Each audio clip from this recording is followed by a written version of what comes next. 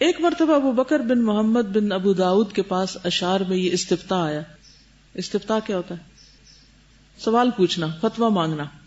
یا ابن داؤد یا فقیہ العراق افتنا فی فواتر الاحداق. اے ابن داؤد، اے فقیہ عراق، ان لوگوں کے متعلق آپ ہمیں فتویٰ دیجئے جو چتونوں سے قتل کیا کرتے ہیں. حل علیہا، میں اس کا لفظ معنی نہیں ڈھونڈ سکی، خدا جانے کیا چیز، اگر کسی کو معلوم ہے تو مجھے بھی بتا دے. چتونوں، آئی ڈونٹ نو. میرے خیال ہے کہ نگاہوں سے مراد ہے، نگاہ ہے. جزاک اللہ خیر. کس زبان کا لفظ ہے یہ؟ اچھا بھووں کے اشارے ہیں، ان کے لیے کہا جاتا ہے. ٹھیک ہے. یعنی اگر کسی نے کسی کو اپنے بھووں کے اشارے سے، یعنی نگاہ کے تیر سے قتل کیا ہے تو اس کے بارے میں فتویٰ دیجیے. هل علیہا بما اتت من جناح ام حلال لها دم العشاق. آپ کی رائے میں وہ کچھ گناہگار ہوتے ہیں یا معشوق کے لیے عشاق کا خون حلال ہے؟ ٹھیک ہے نا، یعنی معشوق جس کو دیکھ کر عاشق بے حال ہوا اور مر گیا تو کیا یہ جائز ہے؟ اس کی اجازت ہے کہ کوئی کسی کو بغیر اسلحے کے مار دے صرف نگاہوں سے؟ اس کا جواب انہوں نے ان 2 بیتوں شعروں کے نیچے یہ لکھا: اندی جواب سائل العشاق فاسمعہ من قرح الحشا مشتاق. عشاق کے سائل کا جواب میرے نزدیک یہ ہے کہ زخم ہائے درون سے بشوق سنو. زخم ہائے درون، درون ہوتا ہے اندر. لما سألت عن الهوى هيجتني وأرقت دمعا لم يكن مهراق. تو نے محبت کے بارے میں سوال کر کے مجھے ہیجان میں ڈال دیا، اور وہ آنسو جو ابھی بہے نہ تھے وہ بھی تو نے بہا دیے. ان کان معشوقا يعذب عاشقا کان المعذب انعم العشاق. اگر کسی عاشق کو معشوق تکلیف پہنچاتا ہے، یعنی اس کو دیکھ کے عاشق کو تکلیف ہوتی ہے، تو یہ ستم رسیدہ سب سے زیادہ لطف اٹھانے والا عاشق ہوگا. سمجھ آئی کہ نہیں آئی؟ ایکچولی مزاحیہ انداز میں سوال ہے. اب یہ کوئی فتویٰ کی بات تو نہیں نا کہ اگر کوئی کسی کی نگاہ سے ہلاک ہو گیا ہے دیکھنے سے تو اس کا خون حلال ہے یا نہیں، یعنی اس سے بدلہ لیا جائے گا کہ نہیں. تو انہوں نے کہا کہ اگر کوئی اس سے ہلاک ہوتا ہے تو بہت، یعنی اس سے پرلطف تو بات ہی کوئی نہیں. ان اشعار کے بعد مصنف ابن القیم الجوزیہ نے اور بہت سے اشعار اور ایک قدیم کہانی عاشق و معشوق کے مر جانے کی کسی کتاب سے نقل کر دی. اس کا تمام تر تعلق چونکہ عربی شاعری اور ادب سے ہے اور اس فصل کے مضمون کے لیے غیر ضروری ہے، اس لیے ترجمے میں سے چھوڑ دیا گیا ہے. یعنی انہوں نے اس کو ہٹا دیا، لکھا ہی نہیں. اب آپ عربی کتاب اصل پڑھ لیں جا کے، کیا کہانی تھی جس سے لوگ مرے. عشق کے بارے میں اور کچھ نہیں تو صرف ایک حدیث جو مختلف طرق سے مروی ہے پیش کر دی جائے تو عشق کی اجازت اور رخصت کے لیے کافی. ان سوید ابن سعید ان علی ابن مسہر ان ابی یحیی القطات ان مجاہد ان ابن عباس مرفوعا من عاشق وعف وکتم فمات فهو شہید. جو کسی پہ عاشق ہو گیا اور پاک دامن رہا اور اس نے اپنے عشق کو چھپایا جس سے وہ مر گیا تو وہ شہید ہے. یعنی اس نے اپنے نفس پر اتنا بڑا کنٹرول کیا کہ اس نے کوئی حرام کام نہیں کیا، تو اتنا کنٹرول نفس کے اوپر اور اس کنٹرول کی وجہ سے اس کو جو ضرر پہنچا اس کا اجر اس کو اتنا بڑا ملے گا. ٹھیک ہے، یعنی جیسے کوئی پیٹ کی بیماری سے مرتا ہے تو وہ بھی شہید ہوتا ہے، یا کوئی چھت گر کے نیچے آ جاتا ہے تو وہ بھی شہادت کی ہوتی ہے موت. تو اسی طرح اگر کوئی شخص کسی ایسی بلا میں مبتلا ہو گیا اور پھر وہ مر گیا اور اس نے کوئی حرام کام نہیں کیا تو اس کی موت بھی ایک طرح سے شہادت ہے. یہ ضبط نفس کی بات کی جا رہی ہے. واضح؟ یہی روایت سوید بن سعید نے بروایت ابن مسہر ان ہشام ابن عروہ ان ابیہ ان عائشہ بھی نقل کی ہے اور اسے مرفوع کہا ہے. یہی روایت خطیب نے بروایت الازہری ان المعافی ابن زکریہ ان عتبہ ان ابن الفضل ان احمد ابن مسروق بیان کی ہے. اور بروایت زبیر بن بکار ان عبد العزیز الماجشون ان عبد العزیز ابن ابی حاتم ان ابن ابی نجیح ان مجاہد ان ابی عباس بھی مروی ہے. مذکورہ والا اسانید سے حدیث مذکورہ والا مروی ہے جو عشق کی رخصت کے لیے کافی و وافی ہے. مطلب کیا ہے؟ ساری باتوں کا خلاصہ یہ ہے کہ انسان کا کسی ایسے حادثے سے دوچار ہو جانا کیا ہے؟ بہت نیچرل ہے، کیونکہ انسان ہے اور انسان کے اندر اللہ نے ایسے جذبات رکھے ہیں. اب یہ تو ہو گیا، کسی کے ساتھ بھی ہو گیا، لیکن اب آگے کیا؟ اب چوائس آپ کے پاس ہے. چاہے تو آپ حرام راستے اختیار کریں محبت کے اظہار کے یا پھر اس محبوب کو پانے کے، اور چاہے تو آپ اپنی حدود میں رہیں اور صرف وہ کریں جس سے اللہ راضی ہو اور اس سے آگے نہیں. دیکھیے عشق ایک مرض ہے نا، اس کے بھی جراثیم ہوتے ہیں جو لگ جاتے ہیں اور انسان مریض ہو جاتا ہے. ٹھیک ہے، اس کو آپ قیاس کریں کسی بھی بیماری پر. وائرس کہہ سکتے ہیں، ٹھیک ہے، کچھ بھی کہیں، یعنی بیماری تو کوئی بھی لگ سکتی ہے نا انسان کو. فلو ہو جاتا ہے، بخار ہو جاتا ہے، ملیریا ہو جاتا ہے، ٹائیفائڈ ہو جاتا ہے. کیوں ہو جاتا ہے؟ کیوں ہوتا ہے؟ ریزسٹنس کم ہوتا ہے، اٹیک ہوتا ہے، انسان بیمار ہو جاتا ہے. اور ہر شخص زندگی میں کسی نہ کسی جسمانی بیماری کا شکار ہوا یا نہیں ہوا نا. جیسے جسمانی بیماریاں ہوتی ہیں ایسے ہی روحانی بیماریاں بھی ہوتی ہیں. تو اسی طرح کسی بھی شخص کو عشق کی بیماری لاحق ہو سکتی ہے. دوسری بیماریوں سے بچنے کے لیے آپ کو احتیاطی تدابیر کرتے ہیں، بہت کرتے ہیں. اسی طرح ہمارے دین میں انسانوں کو اس بیماری سے بچنے کے لیے بھی احتیاطی تدابیر بتائی گئی ہیں، لیکن سب انسان مختلف ہوتے ہیں. جب فضا میں وائرسز ہوتے ہیں، جراثیم پھیلے ہوئے ہوتے ہیں، تو کیا ہر ایک کو اٹیک کر جاتے ہیں؟ نہیں، کچھ کو کرتے ہیں، کچھ کو نہیں کرتے. اب بڑے لکی ہیں وہ جن کو کوئی وائرس اٹیک نہ کرے، خوش قسمت، کوئی آزمائش ہی نہیں، کوئی امتحان ہی نہیں. لیکن کچھ لوگوں کو جنہیں اس وائرس نے اٹیک کر دیا، ان کی پڑی نگاہ کسی پہ اور وہ گھائل ہو گئے. اب آفت تو آ گئی، آزمائش تو آ گئی، واٹ نیکسٹ؟ اب چوائس آپ کے پاس. چاہے تو اس بیماری کو مرنے کا ذریعہ بنا لے، ہلاکت کا ذریعہ بنا لے، آپ اپنی کیئر نہ کریں، دوا نہ کھائیں، علاج نہ کریں، اور چاہے تو آپ اس سے کوشش کے ساتھ باہر نکل آئیں. کیا بیماری لگنے کے بعد شفا بالکل نہیں ہوتی؟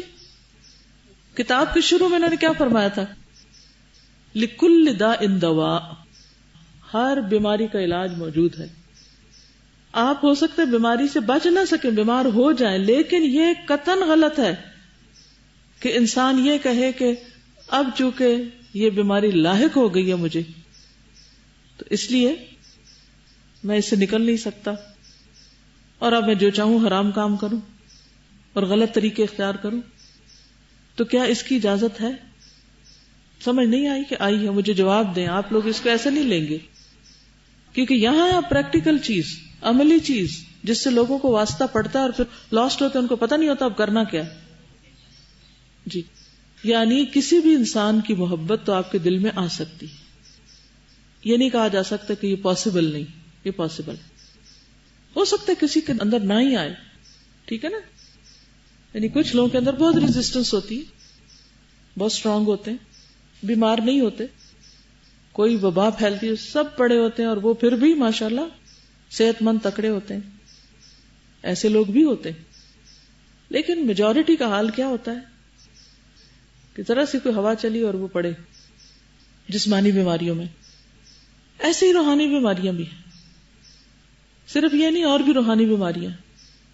تو اس صورت میں جب کوئی روحانی بیماری اٹیک کر جائے تو پھر ایک طرف کیا کیا جائے؟ کیا کیا جائے؟ علاج.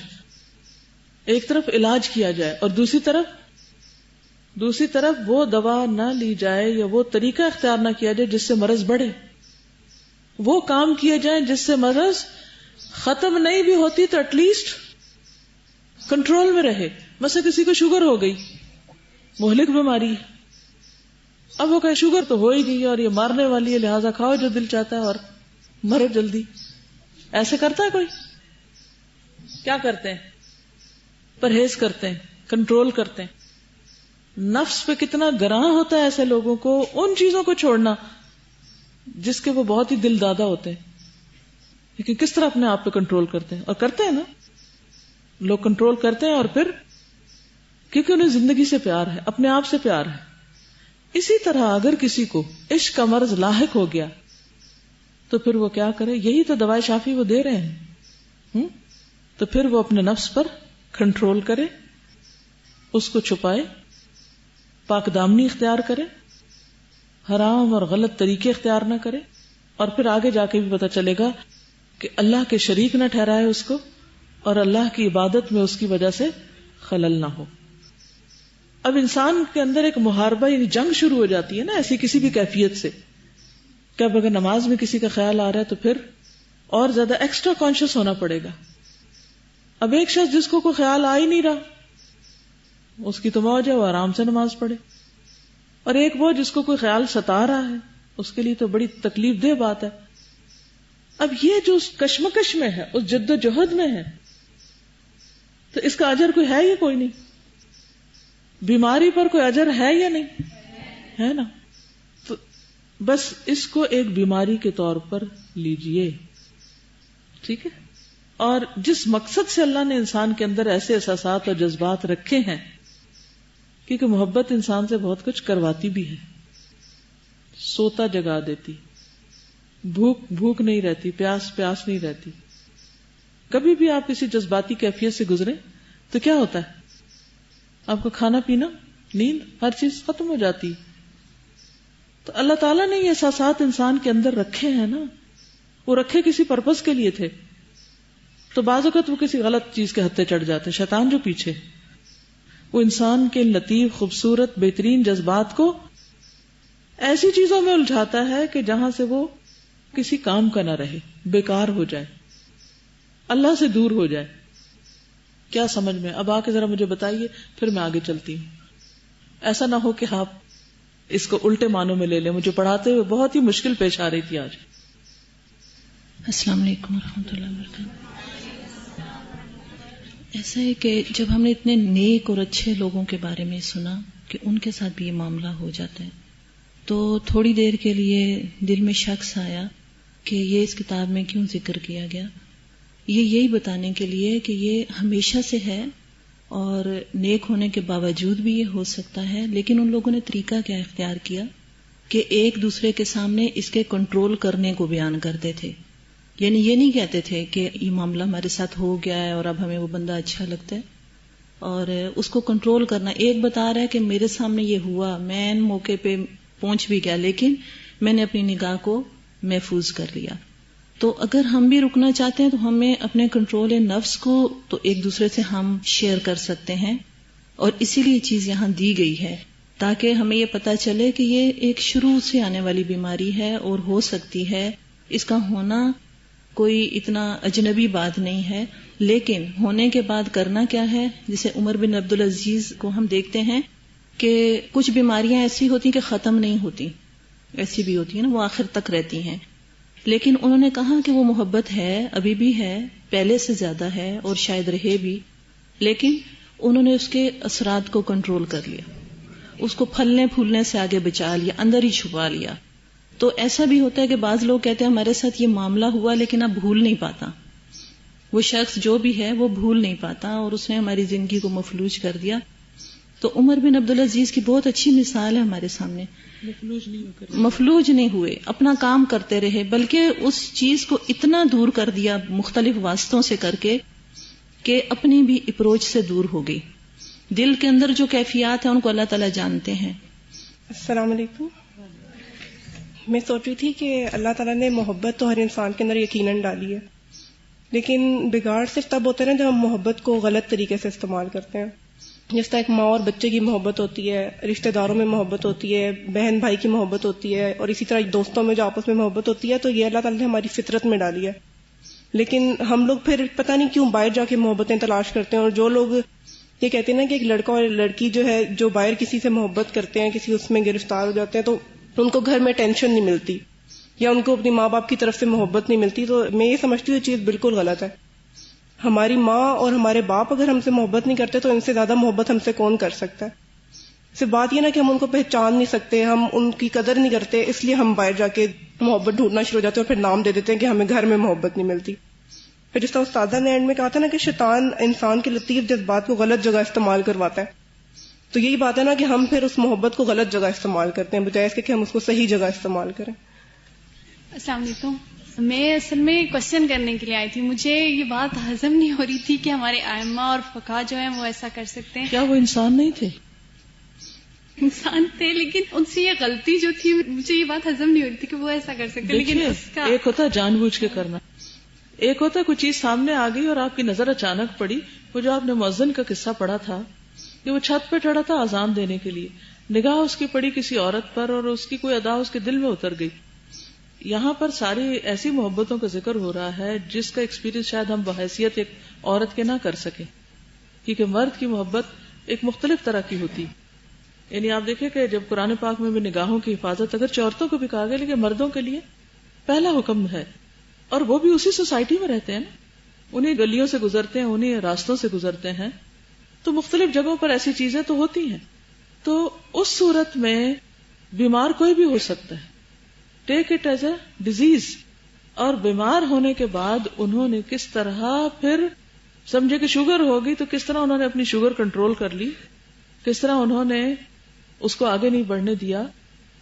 جو لوگ ان بیماریوں سے گزرتے ہیں ان کو پتا ہے کہ کیسے کیسے پاپڑ بیلتے ہیں اور کیسے کیسے اپنے آپ کو بچاتے ہیں. اور اس سے انسان کا انسان ہونا پتا چلتا ہے. اللہ تعالیٰ فرماتے ہیں لا تزکوا انفسکم، اپنے آپ کو پاک مت کہو، اپنی پاکیزگی مت بیان کرو، اللہ ہی جسے چاہے پاک کرے. تو عالم ہونا، عابد ہونا، کوئی بڑا انسان ہونا اپنی جگہ، لیکن انسان سے غلطی ہونا، خطا ہونا یا کسی آزمائش میں مبتلا ہو جانا یہ اپنی جگہ. کیا یعقوب علیہ السلام کو یوسف علیہ السلام سے محبت نہیں تھی؟ کیا وہ اللہ کے نبی نہیں تھے؟ ہر دل مختلف ہوتا ہے، مختلف دلوں میں محبت کے درجے بھی مختلف ہوتے ہیں. ہر شخص ایک جیسا نہیں ہوتا. کچھ لوگ بے حس ہوتے ہیں، لاپرواہ ہوتے ہیں، اور کچھ واقعی ڈیپلی محبت کرنے والے ہوتے ہیں، بہت کیئرنگ ہوتے ہیں. یہ درجے بھی انسانوں میں مختلف ہیں. اب آپ دیکھیے کہ جس طرح یعقوب علیہ السلام تھے، بعض اوقات میں خود جب پڑھتی ہوں یعقوب علیہ السلام کا کہ وَبْيَضَّتْ عَيْنَاهُ مِنَ الْحُزْنِ فَهُوَ كَظِيمٌ، مجھے حیرت بھی ہونے لگتی ہے تھوڑی دیر کے لیے کہ ان کا تو اللہ سے اتنا مضبوط تعلق تھا، پھر ان کے اوپر اتنی غم کی شدت کیوں آ گئی کہ ان کی نگاہیں یوسف علیہ السلام کی یاد میں روتے روتے نابینا ہو گئی تھی. اور ان کے بچے کیا کہتے ہیں کہ آپ تو اپنے آپ کو ہلاک کیے جا رہے ہیں. تو محبت تھی نا یوسف کی.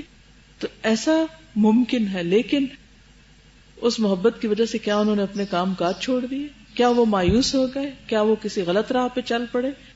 کیا انہوں نے اپنے دوسرے بچوں کو مار پیٹ ڈالا جنہوں نے ان سے ان کی محبوب چیز چھڑائی تھی؟ تو ہر شخص کا تجربہ مختلف ہے. اب سوال یہ پیدا ہوتا ہے کہ کیوں ایسا ہوتا ہے، ایسا ہو کیوں جاتا ہے کہ ایک شخص علم اور تقویٰ کے اتنے درجے پر اور پھر اس مصیبت میں گرفتار ہو گیا، تاکہ اللہ تعالیٰ بتائے کہ تم کچھ بڑی چیز نہیں ہو. اور دنیا ہے ہی امتحان کے لیے، اور امتحان کے مختلف درجے ہوتے ہیں. کوئی امتحان دل کا ہوتا ہے، کوئی دماغ کا ہوتا ہے، کوئی کسی اور چیز کا ہوتا ہے، کوئی اولاد کی طرف سے ہوتا ہے، کوئی. تو اللہ تعالیٰ جہاں سے جس کو چاہے آزما لے. اور آپ کو پتہ ہے ایک چیز جس کا تجربہ آپ سب نے کیا ہوگا کہ جب ہم اپنے بارے میں کسی خاص چیز کا بڑا زوم رکھتے ہیں وہی سے آزمائے جاتے ہیں. یس، مذکورہ بالا اسانید سے حدیث مذکورہ بالا مروی ہے جو عشق کی رخصت کے لیے کافی و وافی ہے. اب یہ جو سوال تھا نا کہ ایسا ہوا کیوں بڑے بڑے ائمہ کے ساتھ، تو یہ حدیث جو ہے کہتے ہیں کہ اس میں اس کی رخصت پائی جاتی کہ اٹ از پاسبل، ایسا ہو سکتا ہے. خود رسول اللہ صلی اللہ علیہ وسلم جو سید الاولین والآخرین اور رب العالمین کے رسول اور پیغمبر ہیں، جب آپ کی نگاہ حضرت زینب بنت جہش پر پڑی تو فرمایا سبحان مقلب القلوب، پاک ہے دلوں کو لوٹ پھیر کرنے والے کی ذات، یعنی دلوں کو الٹ پلٹ کرنے والے کی ذات. کہ کچھ چیزوں کو دیکھ کر دل الٹ جاتے ہیں. اس وقت حضرت زینب حضرت زید بن حارثہ کے نکاح میں تھی جو آپ کے غلام تھے. حضرت زید نے انہیں طلاق دینے کا ارادہ ظاہر کیا. آپ نے فرمایا اتق اللہ وامسک علیک زوجک، اللہ سے ڈرو اور اپنی بیوی کو روکے رکھو. لیکن جب حضرت زید نے طلاق دے دی تو خود خدائے قدوس نے عرش پر حضرت زینب کا نکاح حضرت صلی اللہ علیہ وسلم سے پڑھا دیا. سورۃ الاحزاب. اے پیغمبر صلی اللہ علیہ وسلم، اس بات کو یاد کرو کہ جب تم اس شخص کو سمجھاتے تھے، یعنی حضرت زید کو، جس پر اللہ تعالیٰ نے انعام کیا اور تم بھی اس پر احسان کرتے رہے. غلام تھے نا، اور نبی صلی اللہ علیہ وسلم نے ان کو آزاد کر کے اپنا بیٹا کہا کہ اپنی بیوی کو اپنی زوجیت میں رہنے دو اور اللہ سے ڈرو. اور تم اپنے دل میں چھپاتے تھے جسے آخر کار اللہ ظاہر کرنے والا تھا. تو کیا چیز چھپاتے تھے؟ اس سے بعض لوگوں نے یہ مانا لیا ہے کہ حضرت زینب کی طرف آپ کی اٹریکشن تھی، جسے آخر کار اللہ ظاہر کرنے والا تھا، اور تم لوگوں سے ڈرتے تھے، اور اللہ اس کا زیادہ حقدار ہے کہ تم اس سے ڈرو. حضرت داؤد علیہ السلام اللہ کے پیغمبر تھے، ان کی 99 بیویاں تھیں. ایک اور عورت سے انہیں عشق ہو گیا تو انہوں نے اس سے بھی نکاح کر لیا اور 100 عورتیں پوری کر لی. امام زہری کہتے ہیں کہ اسلام میں سب سے پہلی محبت حضرت صلی اللہ علیہ وسلم کی محبت ہے، جو آپ کو حضرت عائشہ صدیقہ سے تھی. امام مسروق حضرت عائشہ صدیقہ کو حبیبت رسول اللہ رب العالمین کہا کرتے تھے. ابو القیس مولا عبداللہ ابن عمرو کہتے ہیں کہ مجھے عبداللہ ابن عمر نے حضرت ام سلمہ کے پاس یہ بات دریافت کرنے کے لیے بھیجا تھا کہ حضرت صلی اللہ علیہ وسلم روزے کی حالت میں اپنی بیویوں کا بوسہ لیا کرتے تھے یا نہیں. حضرت ام سلمہ نے فرمایا کہ نہیں. میں نے کہا حضرت عائشہ صدیقہ تو فرماتی ہیں کہ آپ روزے کی حالت میں میرا بوسہ لیا کرتے تھے. حضرت ام سلمہ نے فرمایا کہ آپ حضرت عائشہ صدیقہ کو دیکھ لیتے تو قابو سے باہر ہو جاتے تھے. سعید بن ابراہیم عن عامر ابن سعید عن ابیہ سے مروی ہے کہ حضرت جبریل علیہ السلام روزانہ براق پر سوار ہو کر حضرت ابراہیم کی ملاقات کے لیے آیا کرتے تھے. حضرت جبریل علیہ السلام کو آپ سے انتہائی درجے کی محبت تھی. یہ کون ہے؟ جبریل. اور آپ کی ملاقات کے بغیر انہیں چین نہیں آتا تھا. خرائطی کہتے ہیں کہ حضرت عبداللہ بن عمر نے ایک رومی باندی خریدی، اس سے آپ کو انتہا درجے کی محبت تھی. ایک دن وہ خچر سے گر پڑی. خچر گھوڑے اور گدھے کے بیچ میں ہوتا ہے. تو آپ دوڑے عبداللہ بن عمر اور اس کے چہرے پر سے مٹی جھاڑنے لگے. پھر فرمایا کہ میں تم پر فدا ہو جاؤں. اس کے بعد آپ اس کا منہ چومنے لگے. یہ باندی انہوں نے خریدی ہوئی تھی، یاد رکھیے، کوئی حرام کی بات نہیں تھی. یہ رومی باندی اکثر آپ کی شان میں کہا کرتی تھی یا بطرون انت قالون، اے میرے مولا آپ بڑے اچھے آدمی ہیں. اس کے کچھ دنوں بعد وہ بھاگ نکلی، چلی گئی، بے وفائی کر گئی، جس سے آپ کو سخت صدمہ ہوا اور فرمانے لگے قد كنت احسبني قالون فانصرفت فاليوم اعلم انی غیر قالون. میں اپنے آپ کو واقعی اچھا آدمی سمجھتا تھا. قد كنت احسبني قالون، یعنی وہ مجھے قالون کہتی تھی تو میں خود کو سمجھتا تھا قالون. فانصرفت، تو چلی گئی، وہ بھاگ گئی.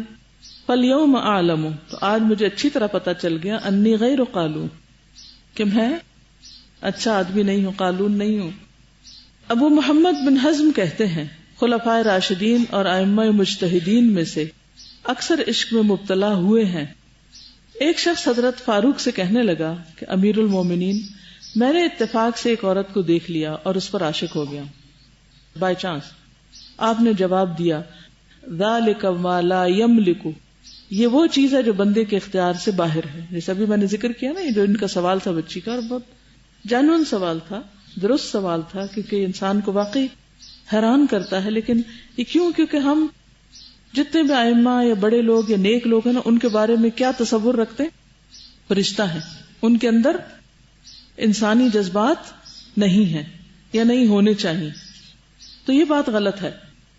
فالجواب وباللہ التوفیق، اس اعتراض کا جواب یہ ہے کہ اس بارے میں کلام کرنے سے پہلے ضروری ہے کہ جائز اور نافع اور مضر اور ناجائز محبت میں فرق اور امتیاز کر لیا جائے. اس کو انڈر لائن کر لیں، ٹھیک ہے؟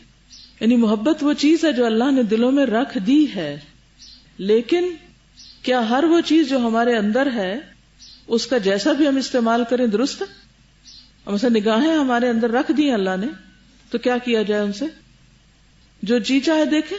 نہیں، صرف عشق و محبت بحیثیت عشق و محبت کے نہ موجب مدح و قبول ہے نہ قابل مذمت و انکار.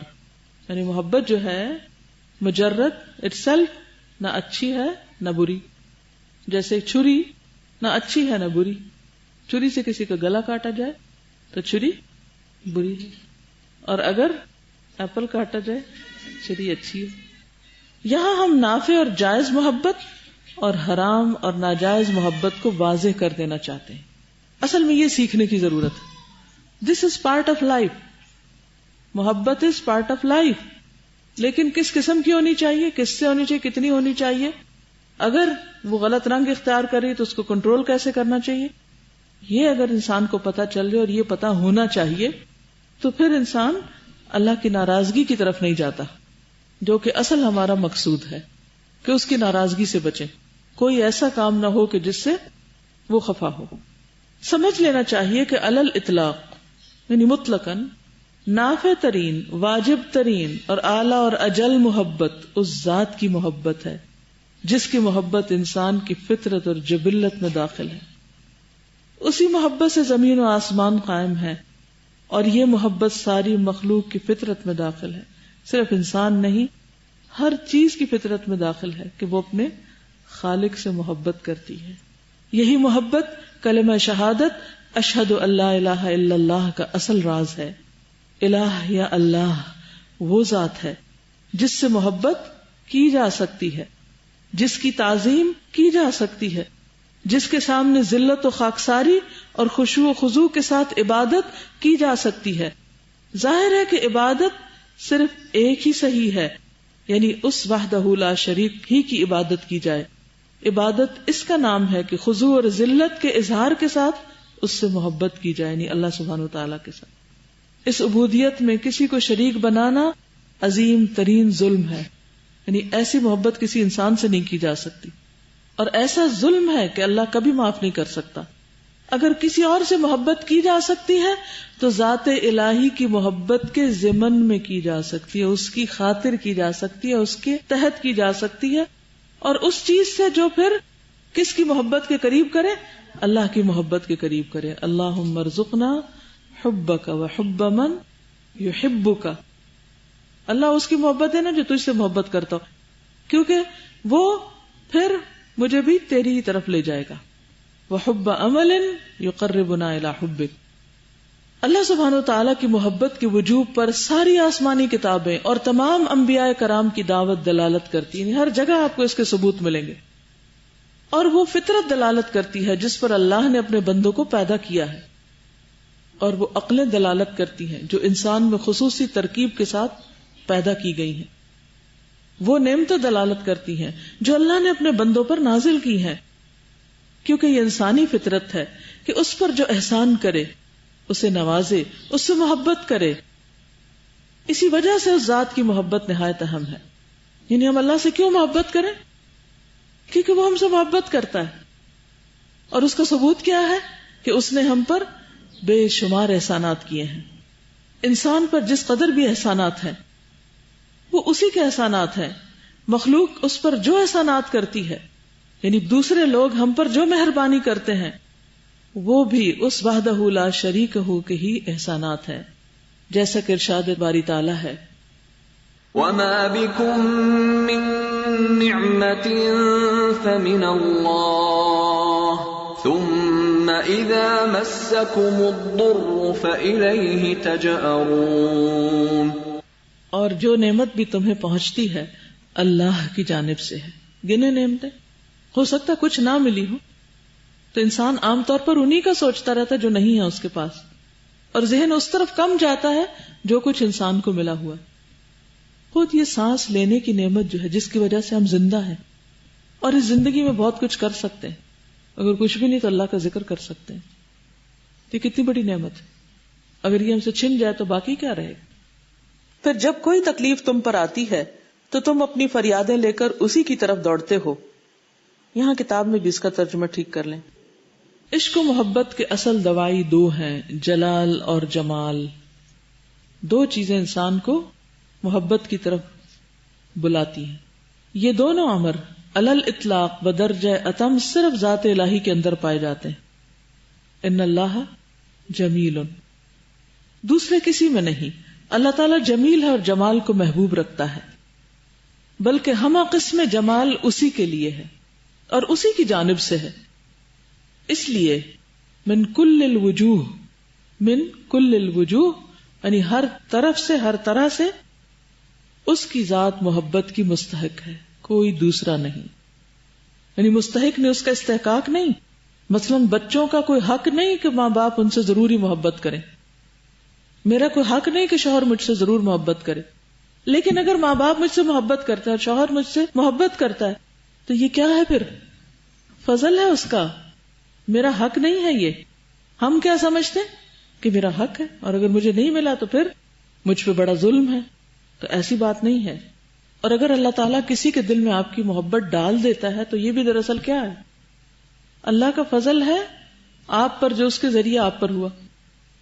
اور اگر نہیں ڈالتا تو آپ پہ کوئی ظلم نہیں ہوا. اگر آپ کے لیے کسی کے دل میں اس نے محبت نہیں ڈالی تو کوئی ظلم نہیں، اللہ کا فیصلہ. کسی کو وہ رزق دیتا ہے تو بھی اس کا فیصلہ، اور اگر وہ اس سے چھین لیتا ہے تو بھی اس کا فیصلہ.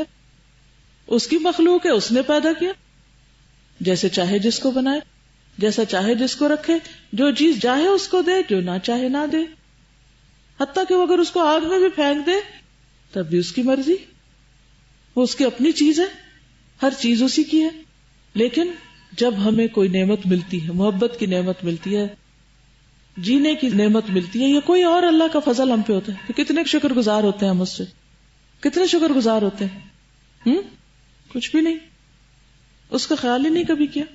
اللہ تعالیٰ کا ارشاد ہے، قل ان کنتم تحبون اللہ فاتبعونی یحببکم اللہ ویغفر لکم ذنوبکم واللہ غفور رحیم. اے پیغمبر ان لوگوں سے کہو اگر تم اللہ کو دوست رکھتے ہو تو تم میری اتباع کرو، اللہ تمہیں دوست تو پھر جائے. تو اللہ ایسے لوگ موجود کرے گا، اللہ اور لوگ لے آئے گا جنہیں وہ دوست رکھتا ہوگا اور وہ اس کو دوست رکھتے ہوں گے. یعنی اس کا نقصان خود تمہیں کو ہوگا، کسی اور کو نہیں. یعنی بعض اوقات ایسا ہوتا ہے نا کہ انسان کی زندگی میں کوئی تکلیف آ جاتی، کوئی مشکل پیش آ جاتی، تو انسان اللہ تعالیٰ سے ناراض ہونے لگتا ہے یا دین سے ناراض ہو جاتا ہے. تو انسان کے دل میں کیا وسوسے آتے ہیں، یہ کیا سوچتا ہے، کوئی فائدہ نہیں اس دین میں، اس سے اچھا ہے کہ میں کرسچن ہو جاؤں مثلا، اللہ نہ کرے، یا کچھ اور ہو جاؤں، یا اگر اس نے کوئی دین کا لبادہ اوڑھا ہوا تو میں اس کو اتار پھینکوں. کئی لوگ نماز چھوڑ دیتے ہیں، کئی دعا مانگنا چھوڑ دیتے ہیں، کئی قرآن چھوڑ دیتے ہیں. ہوتا ہے نا ایسے، شیطان وسوسے ڈالتا ہے دل میں. تو اللہ تعالیٰ فرماتے ہیں کہ تم میں سے کوئی بھی اگر دین سے پھرنا چاہتا ہے تو پھر جائے. تم اللہ کی ضرورت نہیں ہو. اللہ چاہے اور لوگ پیدا کر دے اور مخلوق لے آئے جو اس سے محبت کرتے ہوں اور اللہ ان سے محبت کرتا. تو کبھی بھی ہم یہ نہ سمجھیں کہ ہم اللہ کی نافرمانی کریں گے تو نعوذ باللہ اس کا کوئی نقصان ہو جائے گا، یا ہم دین کا کام نہیں کریں گے تو اس کے دین کا بڑا نقصان ہو جائے گا اور ہر چیز چھتیں سمیت گر پڑے گی نیچے. کچھ نہیں ہوتا. نقصان کون اٹھائے گا؟ جو خود پھر جائے گا.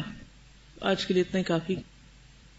اوکے، سبحانک اللہم و بحمدک نشہد ان لا الہ الا انت نستغفرک و نتوب الیک.